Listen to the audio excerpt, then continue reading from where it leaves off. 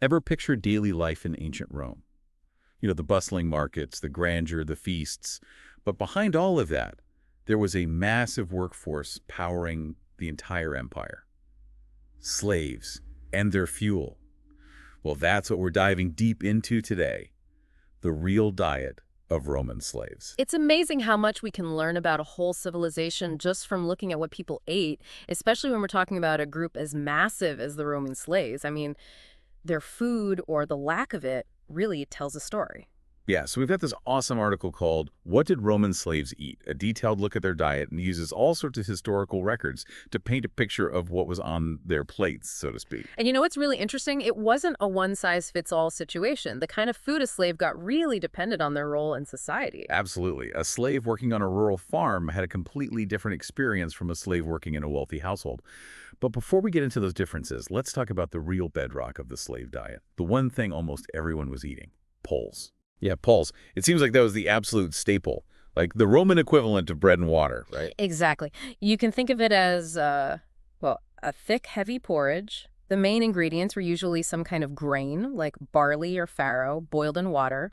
Nothing fancy. It was cheap, filling, and easy to make in bulk, which makes sense when you're feeding a huge workforce. Makes sense. But can you imagine eating that every single day, like day after day, just plain grain porridge? It must have gotten pretty old. I'm sure it did. And while it was the foundation, sometimes they could add some variety, if they were lucky. Oh, really? So like what kind of things would they add? Well, if it was available, they might throw in some simple vegetables, whatever was in season or easy to grow, maybe some onions, some greens, things like that. And every once in a while, maybe even some scraps of meat. But for the vast majority of slaves, poles was pretty much it, just enough to keep them going. Speaking of keeping them going, the article talks about another super important ingredient, especially for those doing really physical work: broad beans, or, as the Romans called them, fibae. They were a crucial protein source, right? Absolutely. If you're spending all day toiling in the fields, you need a good source of protein for energy. And broad beans were perfect. They were cheap, readily available, and provided that long-lasting energy. Writers like Varro and Apicius even specifically mention how important they were, and again, the preparation was pretty basic. Boiled, mashed, or sometimes just mixed right into the poles. So it's like poles plus protein. And, even though it sounds basic, it's actually pretty ingenious when you think about it. They're using simple ingredients to create a meal that actually sustains people doing hard labor. But our source material mentions something else, something that hints at a little bit of, well, flavor in this otherwise pretty bland diet. It's called morum. What is that? Morum gives us a glimpse into the tiny ways people might have tried to make their food a bit more interesting. It was basically a simple spread. They'd take herbs, whatever was growing nearby, maybe some garlic for a kick, mix it with olive oil, and maybe some fresh cheese if they had it. Virgil, the poet, actually describes peasants making something similar. So it wasn't just a slave food, it was a common thing among the working class. It's almost like a little touch of, I don't know, humanity in the middle of all this. Like, even in these tough circumstances, people still found ways to make things a little bit more enjoyable. And let's talk about bread. Got to talk about bread. Right. But we're not talking about the fancy, fluffy bread you'd see at a Roman feast. This was panis plebeius, the people's bread. And it was a whole different story. So not exactly what you'd be putting out at a dinner party. Definitely not. Imagine a coarse, dense bread made from cheaper grains, mainly barley. It was rough, hard, and more about filling you up than anything else. The poet Horace actually talks about it in his satires. It was the everyday bread of the common people. I'm getting the picture. And to make this, let's call it rustic, bread a little more palatable, they'd use olives and olive oil. Right. Yeah, exactly. While it probably wasn't the highest quality olive oil, it still added those important fats and made the bread, which was often pretty dry, a bit easier to swallow. And the olives themselves, whether whole or preserved, gave a little extra flavor and some more calories. Pliny the Elder, the Roman writer, he actually describes olives as basic sustenance for laborers, so they were a pretty important part of the diet. Makes sense. Now we've got to talk about drinks. What were these folks drinking to wash all this down? Well, water was obviously important, but the drink that seems to have been pretty popular was aqua mulsa, which is basically water sweetened with honey. Honey water. That sounds, I don't know, surprisingly refreshing. Yeah, and it probably provided a little extra energy boost, too. Both Pliny and Apicius mention it in their writings. And you know what's interesting? Think about the difference between the simple honey water and the elaborate mixtures of honeyed wine the wealthy Romans were enjoying at their banquets. It's another reminder of the huge gap between the classes. Absolutely. Now, another ingredient that pops up a lot in the article is lentils. And that makes sense, right? Lentils have always been a staple in simpler diets. Right, they're packed with nutrients, they're easy to store, and they're pretty cheap to grow. So they're perfect for feeding a large population, especially those who couldn't afford much else. Writers like Horace and Juvenal even use lentils in their work to contrast the humble meals of the poor and slaves with the extravagant feasts of the rich. It was a way to really highlight the inequality of Roman society. It's interesting how food becomes this powerful symbol, isn't it? It's not just about what you're eating, but it's about what it represents. Okay, so we've got poles, broad beans, olives, bread, and lentils.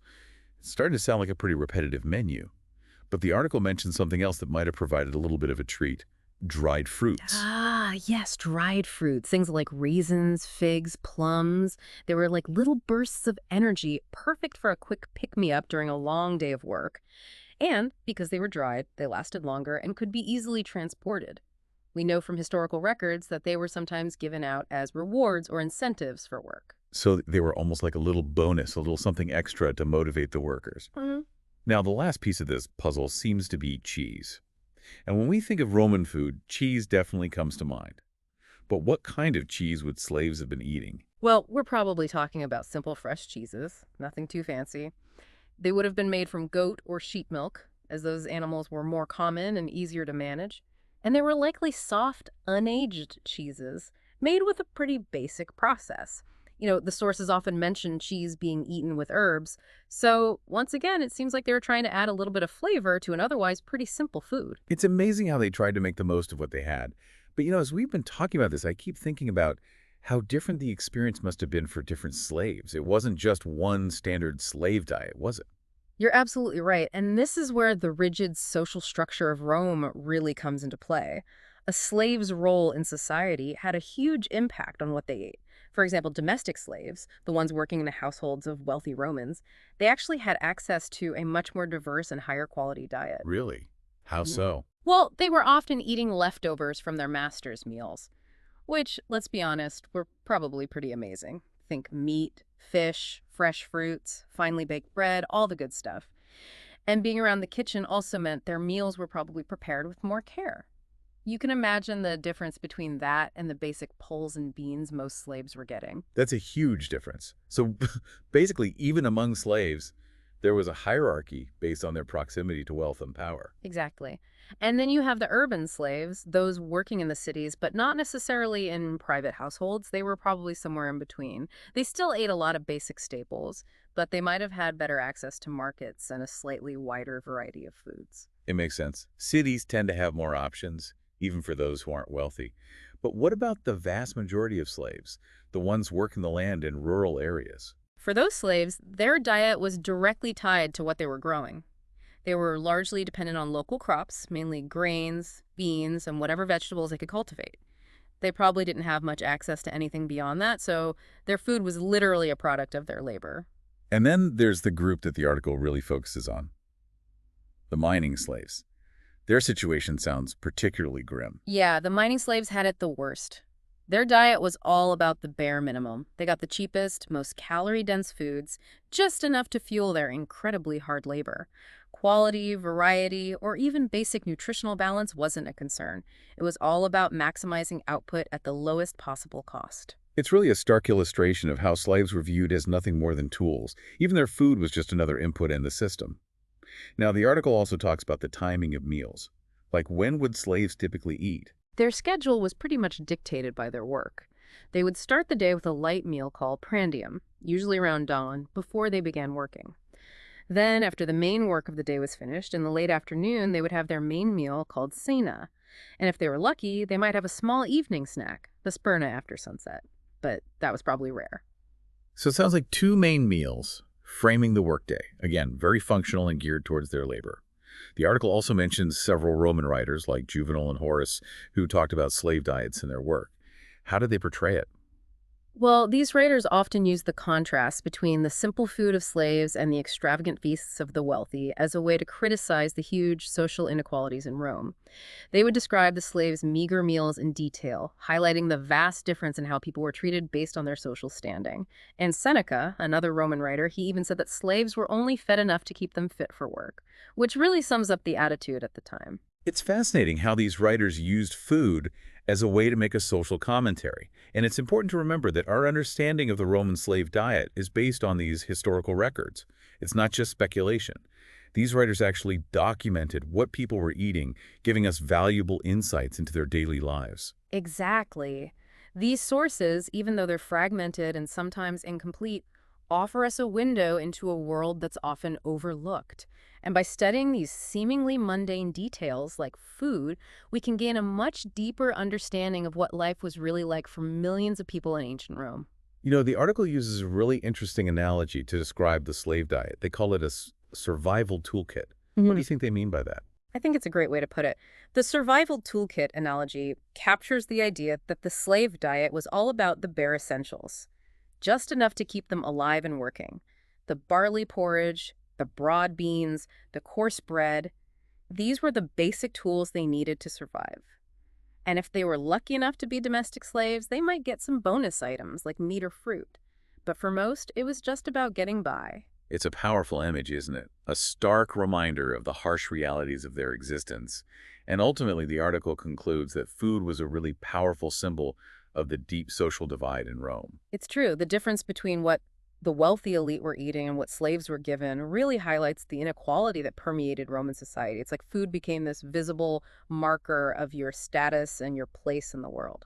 So to sum up what we've learned today, the diet of Roman slaves was a complex and fascinating subject. It was a world of simple staples, meager rations, and a constant struggle to get by. Yeah. But it was also a world of ingenuity, resilience, and the small ways people tried to make the most of what they had. And by understanding what they ate, we can gain a deeper appreciation for their lives, their struggles, and their contributions to one of history's most powerful empires. Absolutely. It really makes you think, doesn't it? How would this daily experience of scarcity have shaped their worldview? How would it have affected their relationships with each other, with their masters, and with the society around them? It's a question worth pondering. I agree, and it's a reminder that even in the grand narratives of history, the everyday details like what people ate can reveal so much about who they were and how they lived. Another layer of the past unpacked.